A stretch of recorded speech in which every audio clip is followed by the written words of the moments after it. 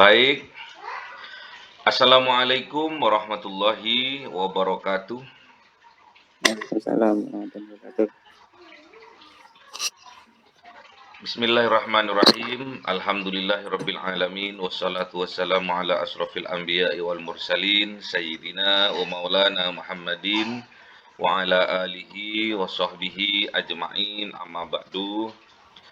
Raditu billahi rabba wa bil islami dina wa bi Muhammadin nabiyya wa rasula rabbi zidni ilma warzuqni fahma. Kita berjumpa lagi pada mata kuliah analisis. Analisis apa, Mas? Analisis keuangan. Ayo analisis apa? Kemarin laporan keuangan. Laporan keuangan. Gimana kemarin? Kurban sapi atau kurban kambing? Atau kurban Dua-duanya, Pak. perasaan? Semester 6 ini, semester 6 tinggal 2 semester lagi, harus setidaknya 80% teori yang disampaikan oleh para dosen itu setidaknya 80% harus sudah bisa menguasai.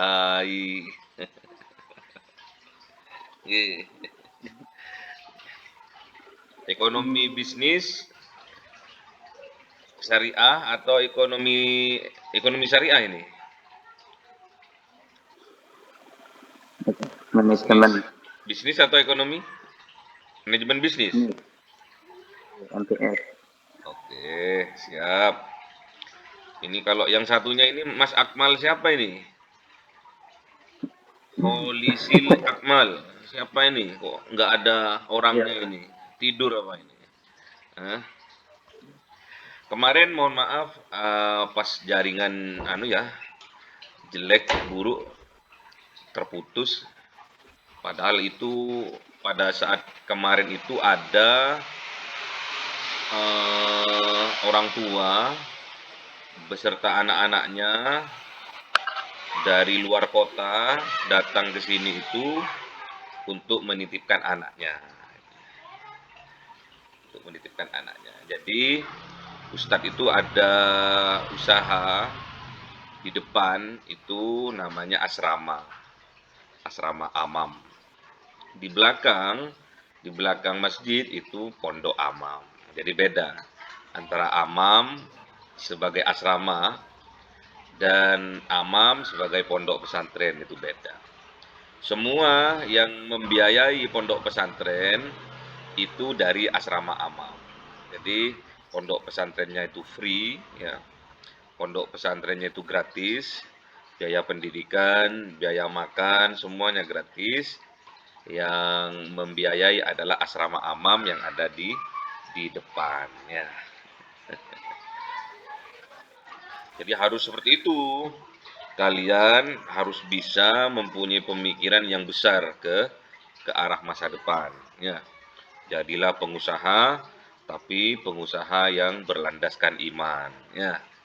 Jadilah pembisnis, tapi ingat harus berlandaskan iman. Jadilah guru, dosen, kiai, tentara, polisi, jadi apapun, namun jadi apapun tetap dilandasi dengan keimanan, ya. Baiklah, kita akan memasuki bab forecasting dan penilaian, evaluation, ya. Forecasting kemarin itu apa? Forecasting itu peramalan, ya. Kalau nggak paham, videonya itu diulang lagi, kan sudah Ustadz upload di YouTube, ya. Di setel lagi kalau belum paham, ya. Kita masuk pada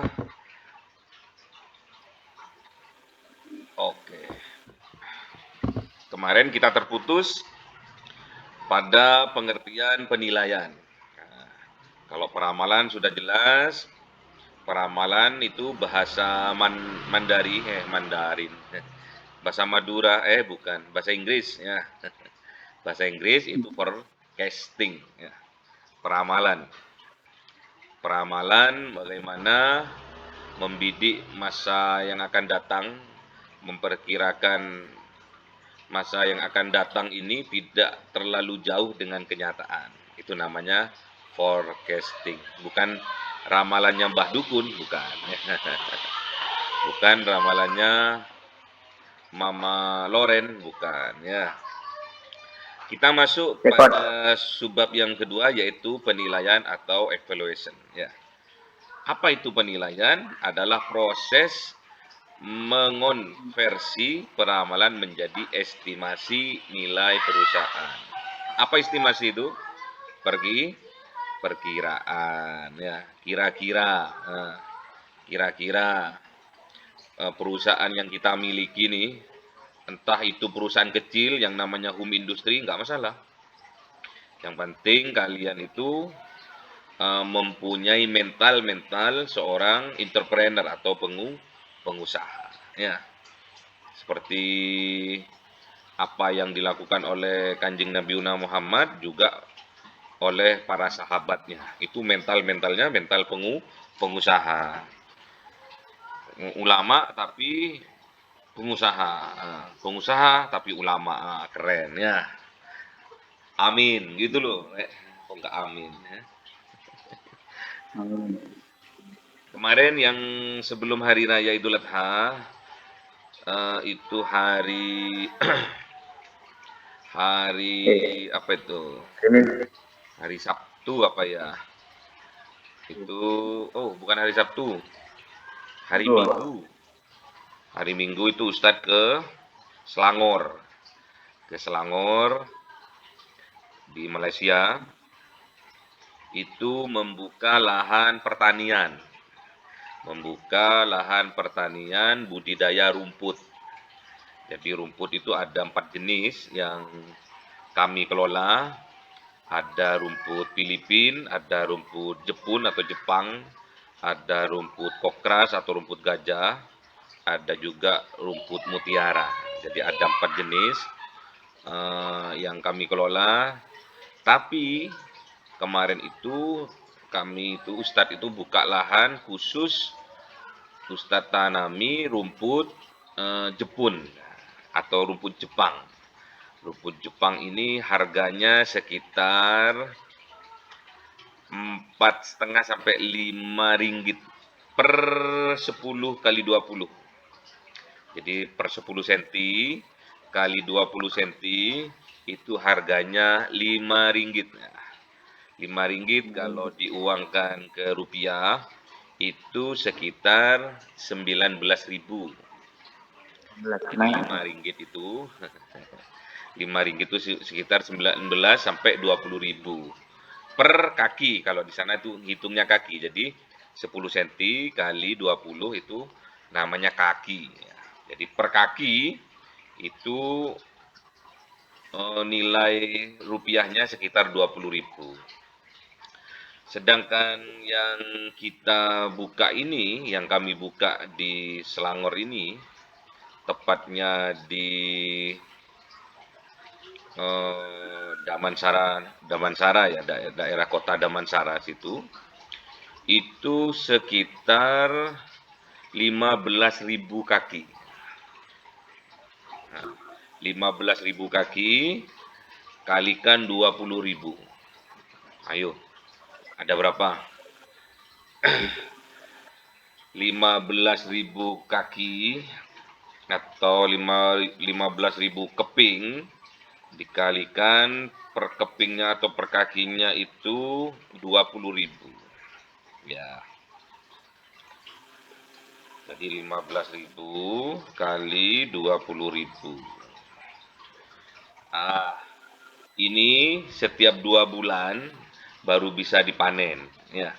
Setiap 2 bulan baru bisa dipanen. Itu sekitar 300 juta per 2 bulan. 300 juta per 2 bulan. Nah, nanti dipotong biaya karyawan atau biaya petani yang mengerjakan, dipotong biaya pupuk dan lain sebagainya, itu kurang lebih nanti bersihnya kurang lebih 250 juta ya. 250 juta per 2 bulan. Nah, itu ya. Nanti berkaitan dengan forecasting dan penilaian ya, berkaitan dengan peramalan dan evaluasi, nanti ini panennya 2 bulan sekali. 2 bulan sekali dijual, 2 bulan sekali dijual. Ada juga yang rumput kokras. Kokras itu 2 minggu sekali dijual. Berarti dalam 1 bulan bisa jual 2 kali, gitu kan. Tapi setelah Ustadz hitung-hitung dengan biaya-biaya, dengan cepatnya penjualan dan lain sebagainya, Ustadz ambil yang rumput Jepun ini bisa jual setelah 2 bulan dengan perkiraan-perkiraan, dengan estimasi-estimasi yang luar biasa.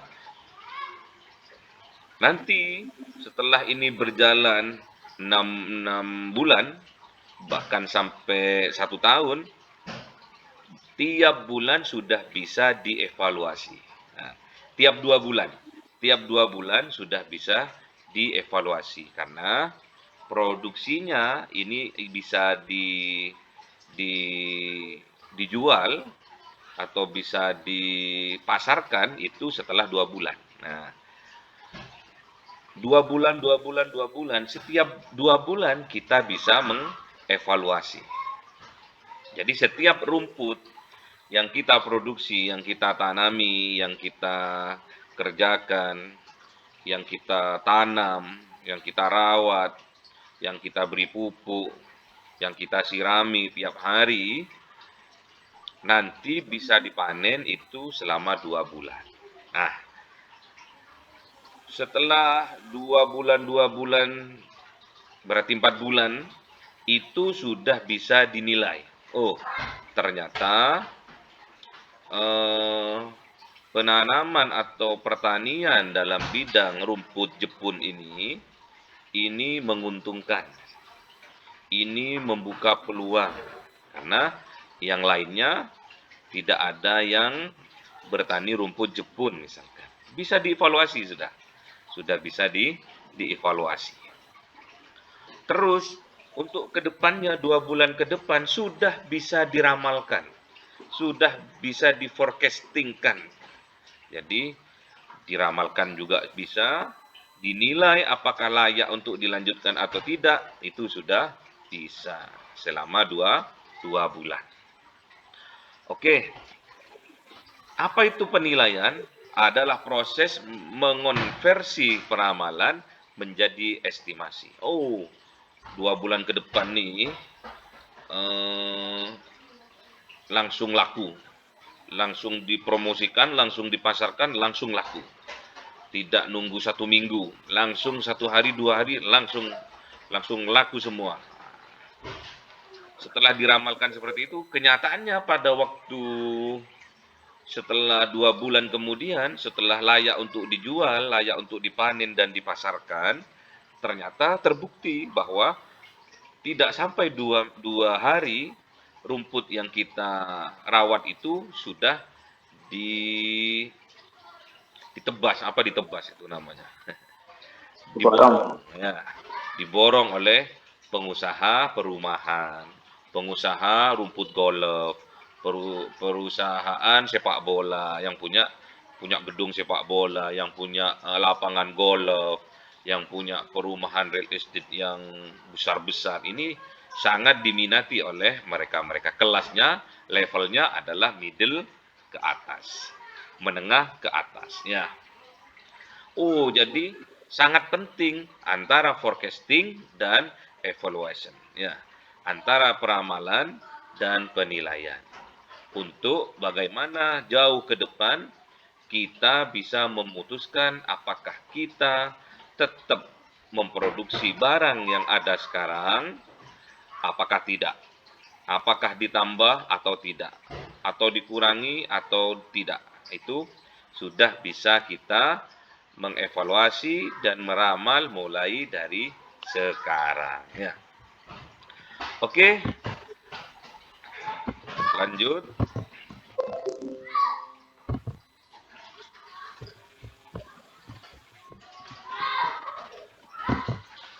Bahasan ini dibagi menjadi dua bagian. Yang pertama adalah peramalan dan contoh peramalan sudah ya.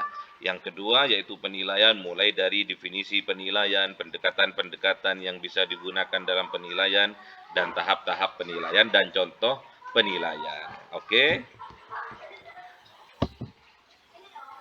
Oke, sudah.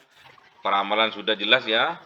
Seperti kemarin karena kemarin terputus tapi setidaknya sudah apa yang Ustadz sampaikan di awal tadi itu sudah mengkanter atau apa mengkanter itu? Kantor. Mengkanter atau mewakili dari bahasan kita tentang apa itu peramalan atau forecasting ya. Baik. Peramalan itu apa sih? Nggak masalah, kita definisikan lagi. Adalah proses pertama dalam analisis prospektif dan berfungsi untuk membuat ikhtisar tentang gambaran perusahaan di masa yang akan datang. Sudah diwakili tadi ya.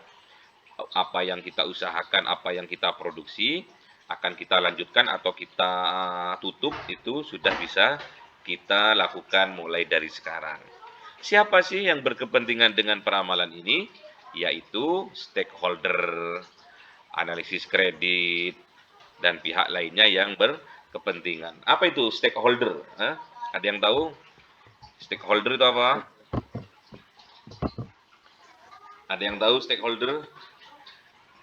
Kalian kan belajar akuntansi ya?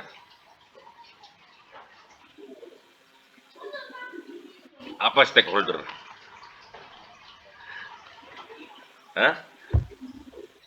Ayo Mas, siapa ini? Mas akun Google ini. Stakeholder apa Mas? Stakeholder menurut sifat individu kelompok entitas yang memiliki kepentingan dalam perusahaan. Apa contohnya stakeholder itu? Kayak apa ya? Stakeholder.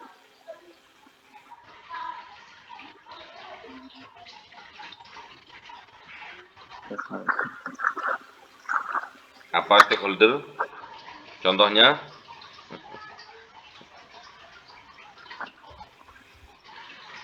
Siapa ini? Ahmad Farid. Akmal Farid. Apa stakeholder? Ayo MBS ini. Oh, iya Pak. Stakeholder apa stakeholder?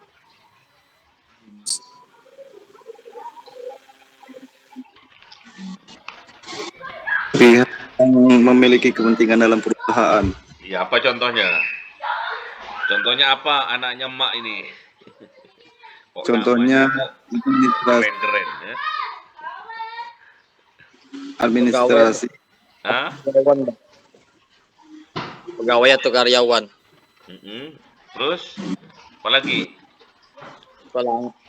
Pegawai atau karyawan. Apa stake? Stake itu apa sih? Stake itu? Holder itu apa holder?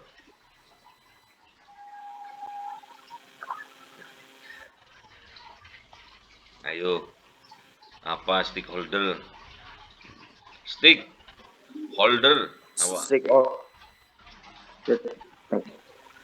Holder bukan holder. Tua kalau holder itu. Stakeholder adalah pihak pemangku kepentingan atau beberapa kelompok orang yang memiliki kepentingan yang dapat memengaruhi atau dipengaruhi oleh. Ya, contohnya. Contohnya nih Pak, pegawai atau karyawan Pak, atau komunitas. Ya apa? Apa itu lagi yang lain? Stakeholder.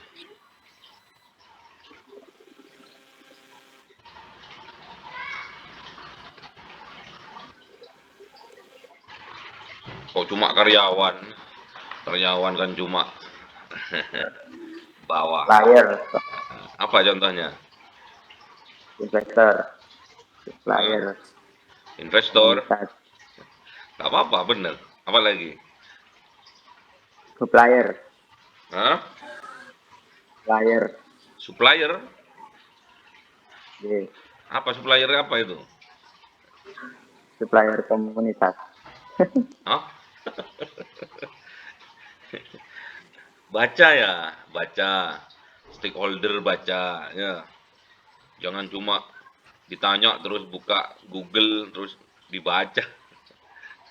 Nanti ketinggalan nanti ya.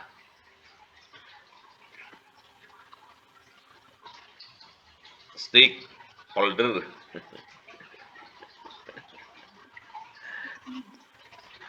Jadi berkepentingan peramalan ini pada stakeholder. Pemegang apa?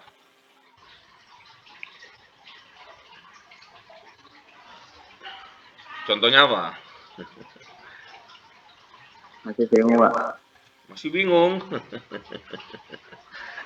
Izin lihat yang atasnya, Pak, yang bahasan. Hah? Izin lihat apa yang atasnya ini. Atasnya Atasnya? peramalan analisisnya. Ye, Atasnya? ye, itu. Apa atasnya? Oh ini, yang mana? Ini, Yang bawah. ini. Ya, Apa ini? oke. Sudah? Mau nyatet aja, Pak. Oh, mau nyatet. Nanti di share ya kalau sudah selesai. Saya tulis tangan, Pak. Oh. Oke. Oke, nanti di share ya. Saya share. Hal yang berkepentingan, pemegang saham, ya, direktur, ya. Analisis kredit. Apa ini analisis kredit ini? Ada yang tahu enggak? Kok analisis kredit ini penting? Atas peramalan-peramalan, laporan-laporan. Kenapa kok penting? Untuk apa? Kok butuh ini? Analisis kredit ini kok butuh peramalan, kok butuh forecasting? Untuk apa? Untuk menganalisis layak tidaknya tatkala diberi kredit, ya. Tatkala butuh pengajuan modal, ya.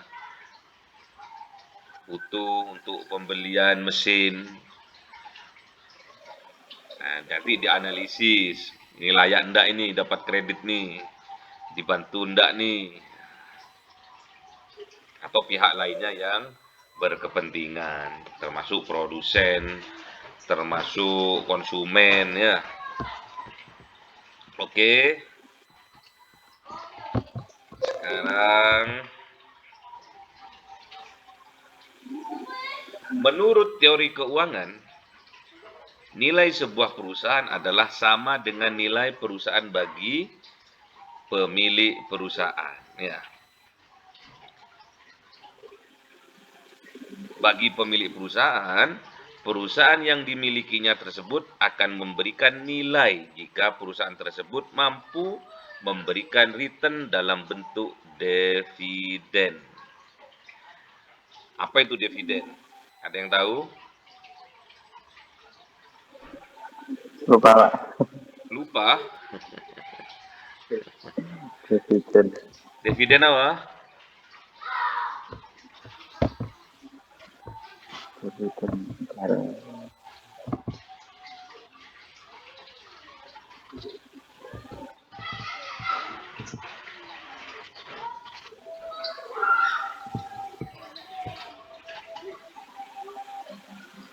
Ada yang tahu? Dividen adalah pembagian laba atau keuntungan bersih PT perseroan terbatas kepada pemegang saham berdasarkan banyaknya jumlah saham yang dimiliki. Itu apa namanya? dividen, Pak. Berbentuk apa biasanya dividen itu? Dan Berbentuk apa? Misalkan saya ini mempunyai dividen. Dividen itu apa? Pembagian keuntungan. Berdasarkan apa biasanya? untuk Berdasarkan Paham. saham. Ya. Berarti ada kaitannya dengan saham. saham.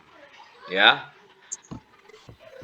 Ada kaitannya dengan saham, pemilik saham. Ya. Tadi lompat-lompat itu ya, maaf ya.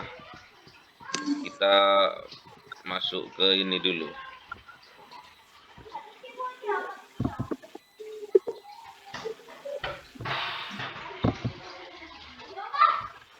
Kita masuk ke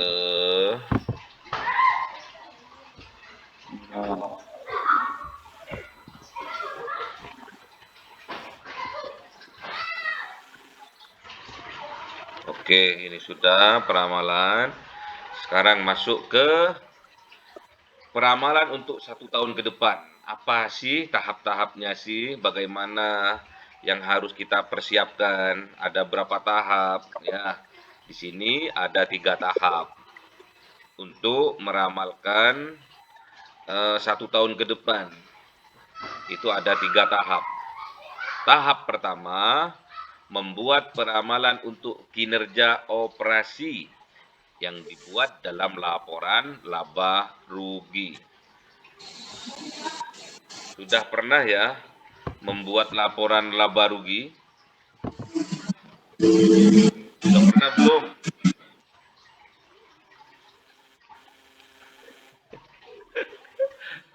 Aduh, Mahaputra, Mahaputri Rijan. Sudah pernah belum buat laporan laba rugi? Alhamdulillah pernah Pak. Itu isinya apa aja kanan kirinya? Wah, lanjut. Lu. Ya, posisi kiri apa, posisi kanan apa? Sisi kanan untuk apa sih?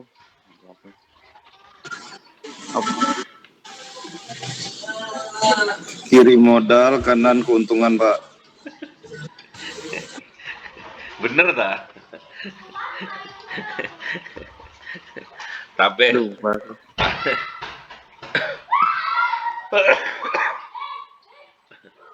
laporan laba rugi. Apa isinya? Isinya modal, keuntungan sama rugi. Isinya modal. Masa modal, Mas? Oh, banyak.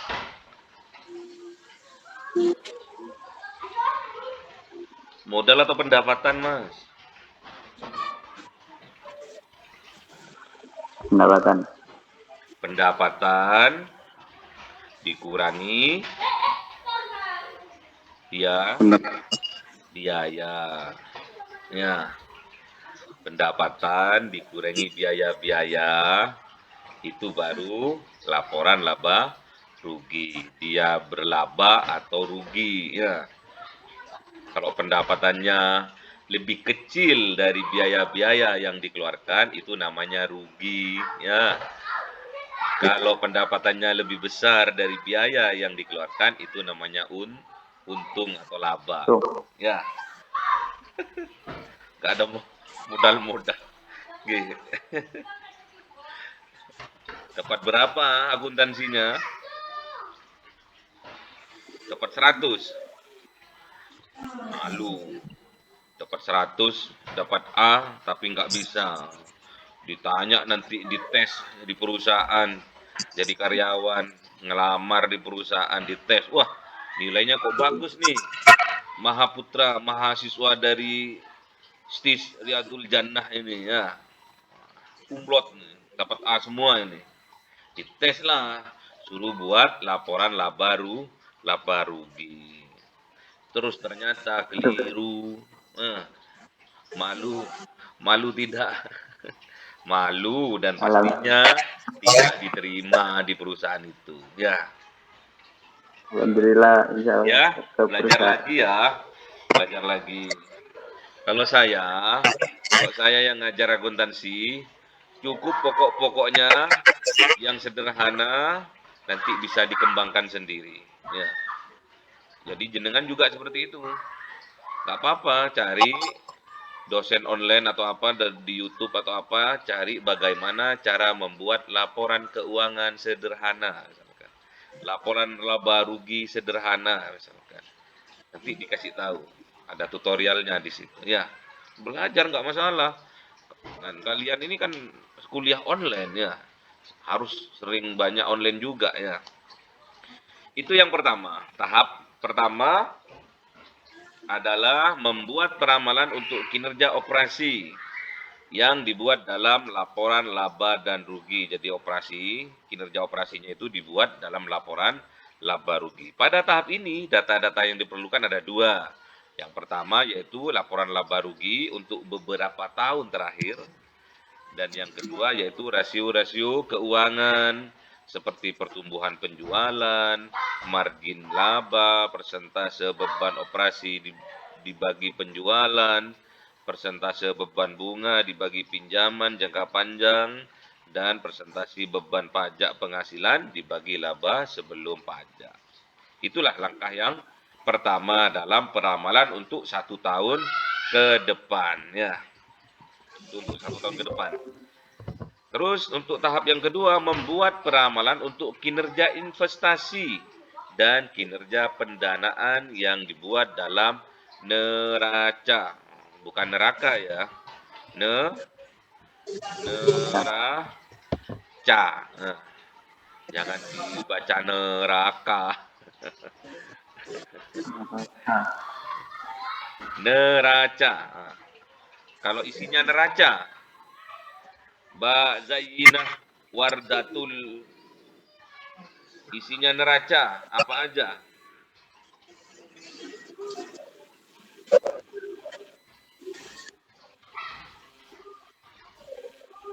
Halo.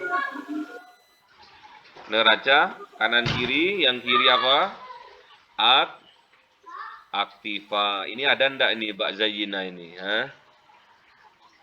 Yang kiri adalah aktiva, yang kanan adalah pasiva. Masih ingat ndak ini pelajaran akuntansi ini? Jadi yang sebelah kiri itu aktiva, yang sebelah kanan adalah pasiva. Aktiva itu ada kas, ada piutang, ada perlengkapan, ada peralatan dan lain sebagainya. Yang di sebelah kanan yaitu pasiva, ada utang usaha dan modal. Ya, oke, lanjut karena saya nggak ngajar akuntansi ya.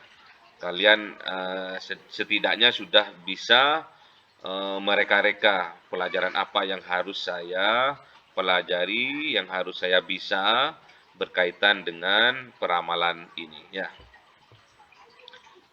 Terus tahap yang ketiga.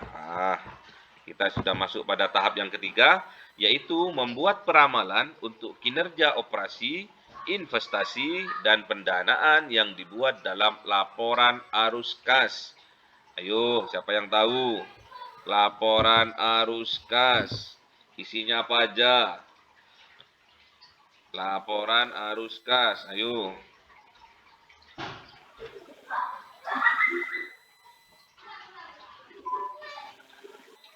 Ada yang tahu isinya laporan arus kas? Pembayaran kas. Pembayaran kas. Penerimaan tas. Penerimaan kas. Kenapa? Penerimaan. Penerimaan. Mantap, Pak. Ayo.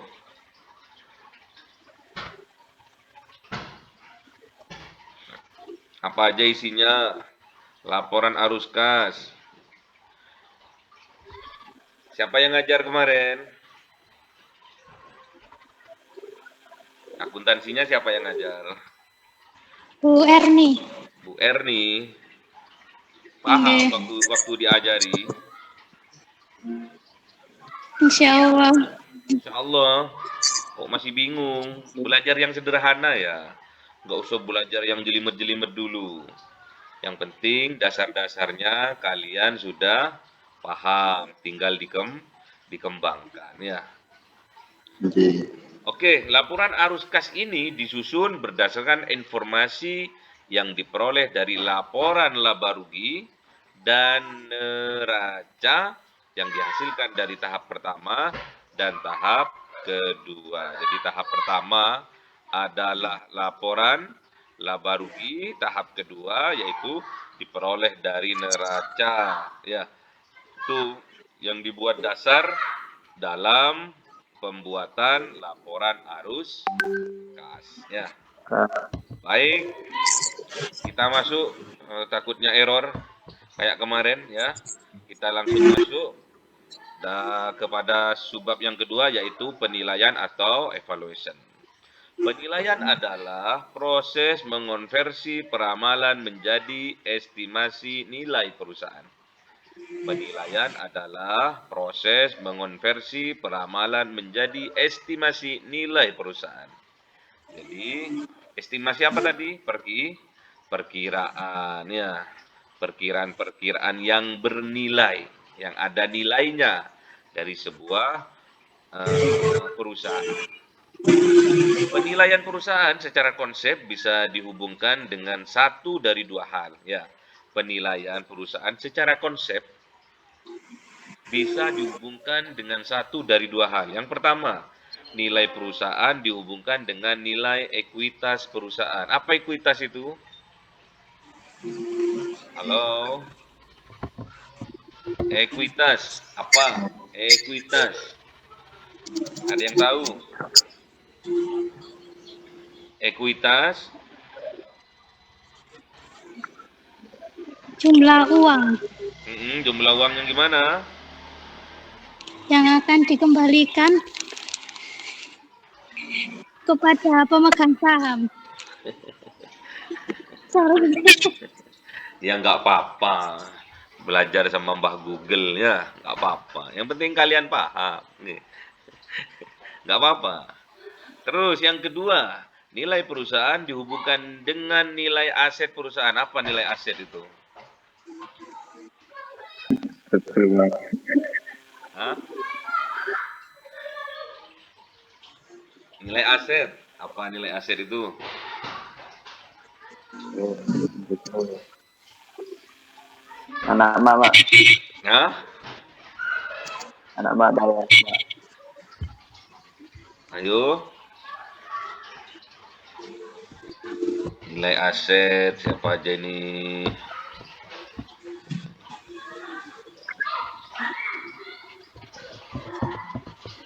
Oke.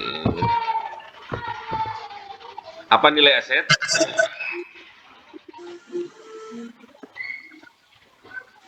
Ayo, anaknya emak ini.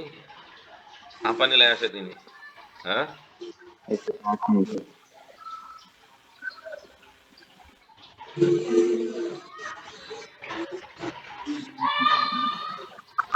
Aset-asetnya dinilai ya. Aset-aset yang bernilai. Apa contohnya?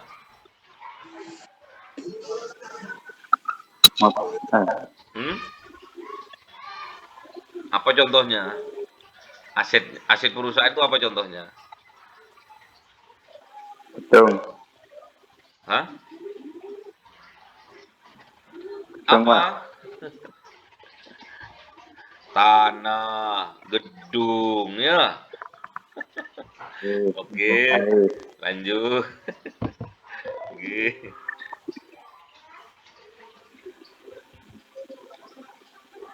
Menurut teori keuangan, nah ini yang tadi kelompat ya. Nilai sebuah perusahaan adalah sama dengan nilai perusahaan bagi pemilik perusahaan. Bagi pemilik perusahaan, perusahaan yang dimilikinya itu akan memberikan nilai jika perusahaan itu mampu memberikan return dalam bentuk dividen. Apa return? Keren. Return itu Apa return?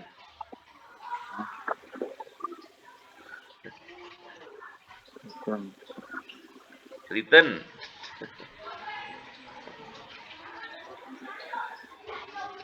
Mbak Zaina, apa return? Masa katanya Bang Haji Roma Irama terlalu.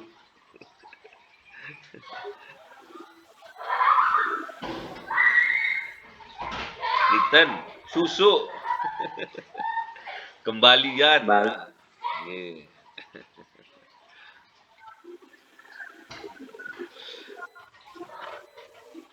Kembaliannya atau apa namanya? Return. Feedbacknya lah ya. Itu berbentuk dividen ya. Dividen tadi adalah keuntungan yang dibagikan setiap tahun bagi pemegang Saham. Harus hafal, Re. Ya, udah semester 6 ya. Semester 6, ntar semester 7, semester 8 ya, skripsi ya. Diharapkan nanti yang MBS ini, manajemen bisnis syariah ini, karena nanti berbisnis, nanti bisa sebagai karyawan di sebuah lembaga bisnis atau perusahaan atau PT atau pabrik, harus setidaknya bisa membuat laporan laba rugi ya, membuat laporan neraca ya, membuat laporan arus kas ya, terus menghitung dividen dari pemilik saham ya. Dividen yang diberikan perusahaan kepada pemilik bersumber dari perolehan laba bersih atau earnings yang dihasilkan perusahaan setiap tahunnya. Jadi ada haul juga ya. Juga ada haul. Kalau di kita, di pengusaha muslim, itu ada haul. Apa itu namanya? Zakat mal. Ya. Zakat mal. Kalau punya emas, berapa 1 kilo itu dizakati ya. Oke, baik. Macam-macam pendekatan penilaian, ini sudah detik-detik terakhir ya, tolong lebih konsentrasi. Macam-macam pendekatan penilaian ya. Ada 4 pendekatan di sini, yaitu discounted dividends, ada discounted abnormal earnings, yang ketiga discounted cash flow, dan yang keempat valuation based of price multiples. Ya. Diterangkan enggak ini? Atau sudah paham ini kayaknya ya? Terangkan, Pak. Nggak tahu bahasa Inggris, Pak. Jadi discounted dividend ini nanti yang jadi pokok pembahasan kita. Yang penting dari 4 macam pendekatan ini kita ambil satu saja ya. Nanti diambil semua nanti malah muntah-muntah ya. Apa itu discounted dividend? Yaitu pendekatan ini menyatakan bahwa nilai perusahaan adalah present value. Nah, nilai perusahaan adalah present value. Ini yang harus dihafal ya. Apa nilai perusahaan kalau dilihat dari pendekatan discounted dividend? Yaitu nilai perusahaan adalah apa? Present value. Itu aja ya. Nggak usah definisi yang panjang.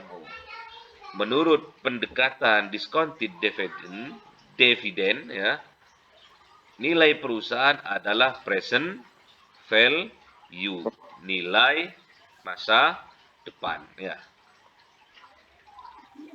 Dari jumlah dividen yang akan dibayarkan di masa yang akan datang. Jadi yang dilihat adalah present value-nya ya. Terus yang kedua, discounted abnormal earning. Pendekatan ini menyatakan bahwa nilai perusahaan adalah present value dari abnormal earning. Masa yang akan datang ditambah dengan nilai buku perusahaan saat ini. Yang ketiga adalah discounted cash flow. Pendekatan ini menyatakan bahwa nilai perusahaan adalah present value dari arus kas yang dihasilkan oleh perusahaan di masa yang akan datang. Ya. Dan yang keempat adalah valuation based on price multiples. Pendekatan ini yaitu nilai sebuah perusahaan ditentukan dengan menggunakan nilai perusahaan lain yang sudah ada. Nilai perusahaan lain yang sudah ada tersebut kemudian digunakan sebagai dasar untuk menentukan nilai perusahaan yang menjadi target penilaian. Nah, jadi kita masuk pada satu fokus saja, yaitu pada discounted dividend. Ya. Ya. Ini sudah masuk ke mana ini? Ke formula-formula atau rumus-rumus. Ya. Jadi kalau kita ingin menghitung nilai perusahaan, yaitu present value dari dividen yang akan dibagikan di masa yang akan datang, itu rumusnya atau formulanya adalah DIV. DIV itu singkatan apa? DIV. Dividen. Ya. Nilai dividen atau dividen. Terus R. Kalau di situ ada RE ya. Itu cost of equity capital. Ya. Dan ada itu huruf G. Itu tingkat pertumbuhan dividen per tahunnya. Jadi nanti dividen per tahunnya ini naik berapa persen, nah itu ada nanti ya. Oke, supaya kalian lebih lebih paham, Ustadz akan tampilkan contoh soal, contoh kasus ya. Dilihat atau di screenshot boleh, atau nanti Ustadz akan share semuanya ini. Ini ada contoh soal gini. Dengan formula tersebut atau dengan rumus yang tadi di atas itu, yang div per apa itu R min G ya. Dengan formula tersebut kita akan mencoba untuk menentukan nilai PT Rijan dengan menggunakan asumsi bahwa besaran dividen yang akan dibagikan di tahun berikutnya adalah 310 per lembar saham.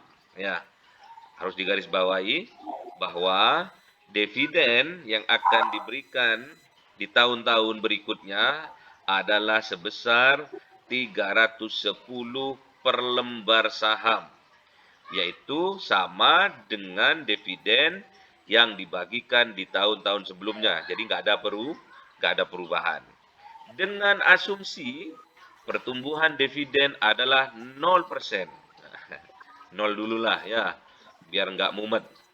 0% aja dividennya, nggak ada pertumbuhan, stagnan lah. Slow, datar. Dan cost of equity adalah 7,5%. Jadi apanya itu? G ya? G atau R? G atau R? R ya. R itu 7,5%.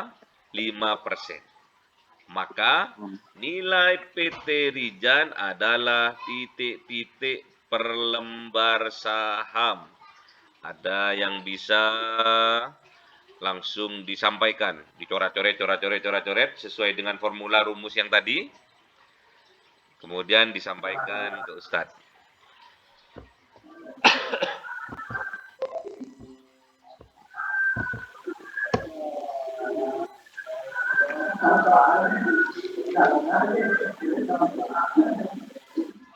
Ada yang bisa? Kalau dari apa rumusnya tadi kan Iya. dividennya itu 300 Kenapa? per Dari ini ya. Dari ini, G-nya 0. G-nya 0% ya.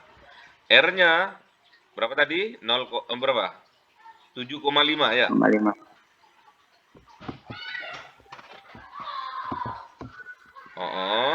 Terus dividennya 310 ya. Coba dihitung ya.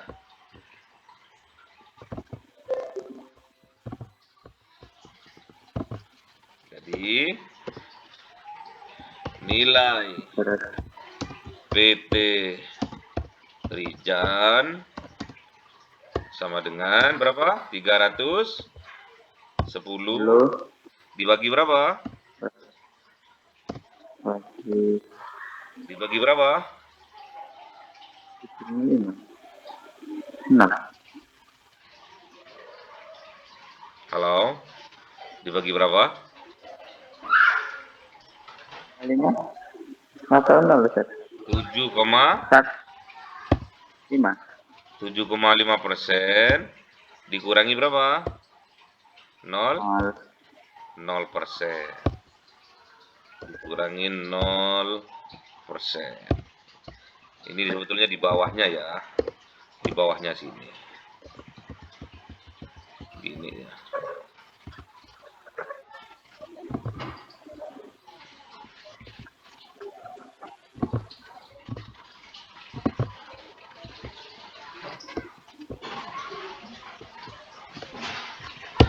Oke.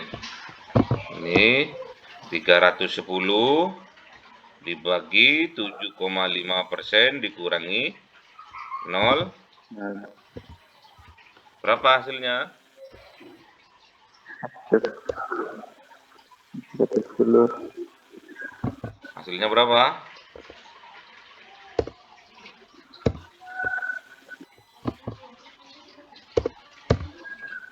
Ada yang tahu hasilnya berapa?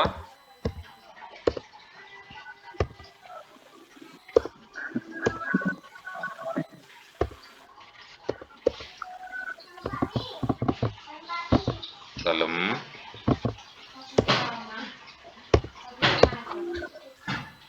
mau ngaji. Berapa nilainya? 41. 41. 41 berapa? 3. Kenapa? 1,3. 41,3. Iya. Apa salah? Berapa? 4 berapa? Yang lain? Gimana cara ngitungnya?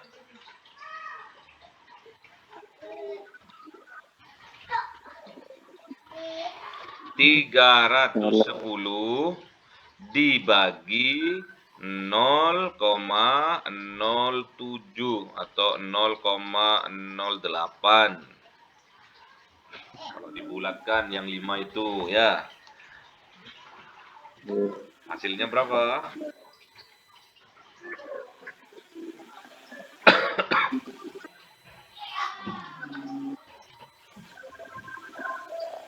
Empat.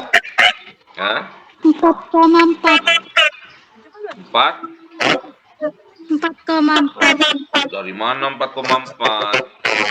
3,875. Ya kalau di anu aja, yang 75 aja, nggak usah 8. 0,075. Berapa hasilnya? 4.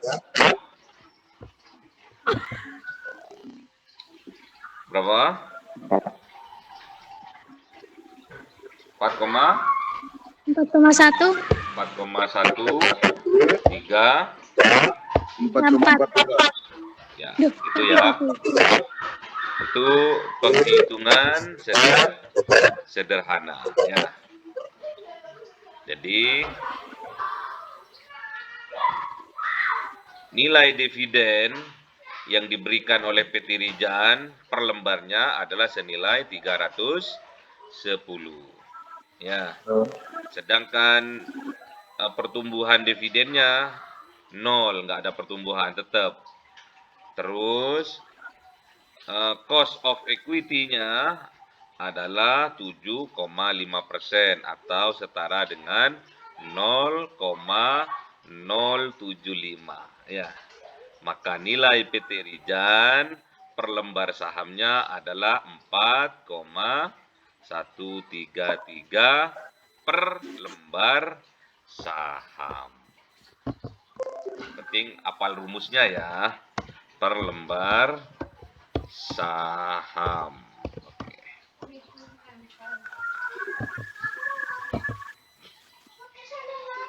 Ada pertanyaan? Tidak terasa kita hampir 1 jam ya. Berarti kalian betah berarti kalian betul-betul semangat untuk bisa tahu ya. Untuk buka-buka laporan laba rugi ya, laporan neraca ya, dan arus kas ya. Dibuka-buka lagi. Yang penting kalian paham walaupun itu hanya perhitungan sederhana. Oke? Ada pertanyaan? Nanti Ustadz akan share di di WA ya. Nggak ada tugas, yang penting kalian sudah paham. Ya. Nggak ada pertanyaan? tanya Pak. Ya, monggo. Itu kalau seumpamanya orang jual yang sahamnya itu lembaran itu maksudnya gimana Ustaz? Apa perlu jual sampai Jadi kalau sudah udah TBK, apa TBK itu? Ada kan PT, di belakangnya ada TBK. Apa itu?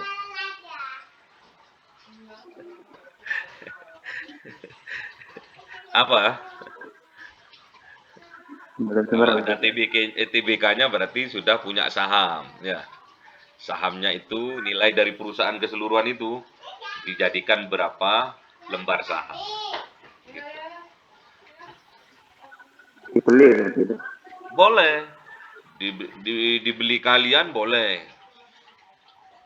Jadi perusahaan itu mengeluarkan misalkan 1.000 lembar saham. Jadi nilai semua perusahaan itu dibagi 1.000 lembar itu ketahuan nanti ya. Ketahuan nilai per lembar sahamnya seperti apa.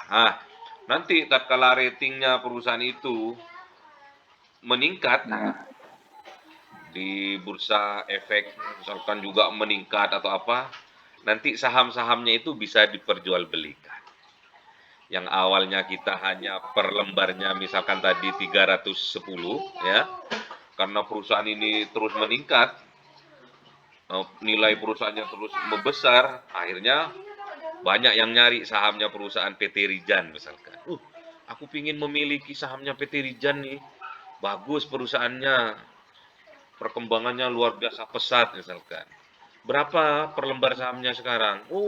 Sekarang sudah 1.000. Wah, ya. Maksudnya 1 juta per lembar sahamnya. Kalau kemarin masih 310.000. Tapi sekarang udah 1 juta misalkan. Nah, nanti tatkala kita memperjualbelikan itu, nanti yang mempunyai saham yang pertama itu dapat keuntungan. Ya. Dapat keuntungan dari jual sahamnya tadi, jual per lembar sahamnya tadi. Mungkin dia punya 50 saham, lembar saham gitu kan. Nanti dia dijual lah sebagian gitu kan. Itu namanya. Ya. Ada yang ditanyakan lagi?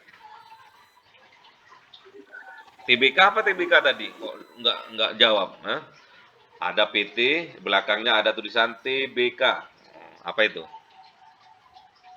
Perusahaannya udah punya saham. Itu kepanjangan dari terbuka ya. Jadi di open sahamnya itu di open, bukan hanya dimiliki oleh segelintir orang, tapi di open ke masyarakat luas. Boleh siapa saja memiliki perusahaan ini dengan cara membeli lembar saham perusahaan. Ya. Boleh. Misalkan sekarang yang lagi bagus apanya tuh pertumbuhannya, misalkan PT PT Grab misalkan, PT Gojek misalkan ya. Karena Ano, kita beli, kita nanti setiap lembar saham yang kita miliki, kita tiap tahun akan mendapatkan dividen ya. Akan mendapatkan keuntungan sesuai dengan saham yang kita miliki. Seperti PT apa itu? Freeport. Mana Freeport tuh? Yang di Papua itu ya. Papua. PT Tambang Emas itu ya. Kita hanya berapa persen dulu sebelum direbut sama Pak Jokowi itu kan. Jadi keuntungan itu banyak di Amerika sana ya. Kita hanya dikasih berapa persennya gitu. Ya, paham ya? Ada yang mau ditanyakan lagi? Sudah tidak ada? Nanti kalau belum paham, nanti video ini diputar lagi, nanti Ustadz akan upload di YouTube. Makanya wajahnya kalian itu ditampilkan biar terkenal di YouTube. Oh, ini ternyata mahasiswanya PT Rijan ya, Stis Rijan itu ya. Ini nggak bisa dibohongi, ini memang berkualitas semua ini mahasiswanya. Gitu ya. Ya, oke, baik. Semoga apa yang kita pelajari hari ini dijadikan oleh Allah sebagai ilmu yang barokah, manfaat, sehingga menjadikan wasilah bagi kita untuk kesuksesan kita di masa yang akan datang, kesuksesan, kebahagiaan, keselamatan kita dari dunia sampai akhirat. Kita tutup majelis ini, pertemuan kita ini dengan kafaratul majelis. Subhanakallahumma wa bihamdika asyhadu an la ilaha illa anta astaghfiruka wa atubu ilaik. Jumpa Sabtu depan. Assalamualaikum warahmatullahi wabarakatuh. Waalaikumsalam. Semangat 1 tahun lagi lulus ya. Waalaikumsalam warahmatullahi wabarakatuh. Oke, Ustadz live dulu ya.